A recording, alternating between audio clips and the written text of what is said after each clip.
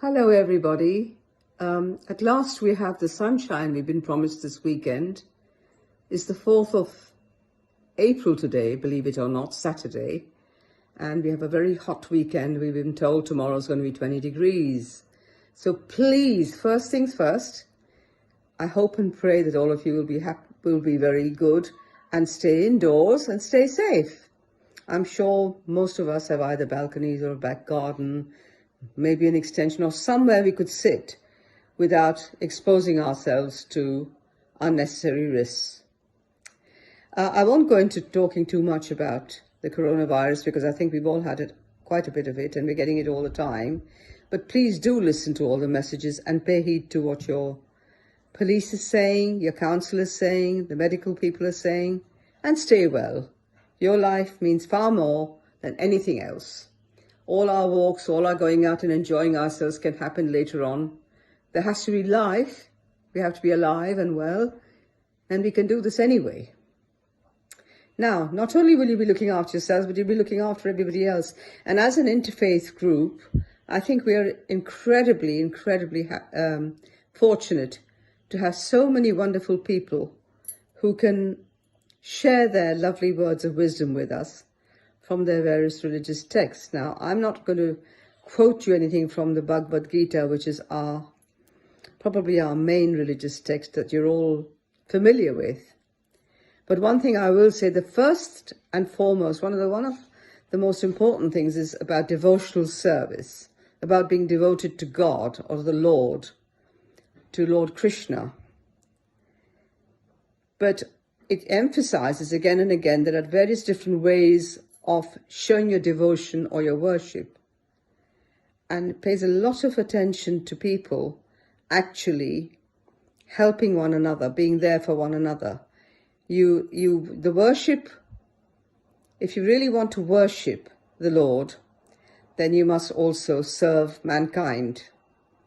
And what better way right now than to heed the advice and not put anybody at risk? If you have neighbors, if you have other people who are possibly very vulnerable, not able to get out, not able to get their medication, not able to do anything for themselves, please help them out. As a Hindu, all I can say is, for me, this is a great time for us to introspect and think about all the wonderful things God has given us. And just because we have been temporarily had to put our life on hold to some extent, we must not curse and swear and get all uptight. We should actually be very grateful that we've got very comfortable, safe homes. Thank the Lord. And I would even suggest keep a gratitude journal of sorts. Put down some thoughts from time to time. What are you grateful for? Is it your family, your friends, your sight, the gift of life itself, this beautiful sunshine that's flooding in today, or whatever might take your fancy? I think I've said enough, and I do hope and pray that you will all remain very, very safe and protected, and you will look after yourselves, and that in a short while we will be able to get up and running as before. It might take a bit longer than some might think, but all the same, we must be disciplined, and we must make sure not to let the side down. Now, Harrow has been having a great deal of problems and far more deaths, mainly it seems because there are two main factors. One, we've got a lot of elderly people. Our population has got a lot of elderly people, but also because a number of people think they are invincible and they completely ignore the, what instructions are coming from our medical people, the councils, the doctors, and all the rest of it. And they wander off to the parks or get together and have, gatherings which are completely selfish. And I mean, frankly, this is not how we expect people here to behave. This is a good borough.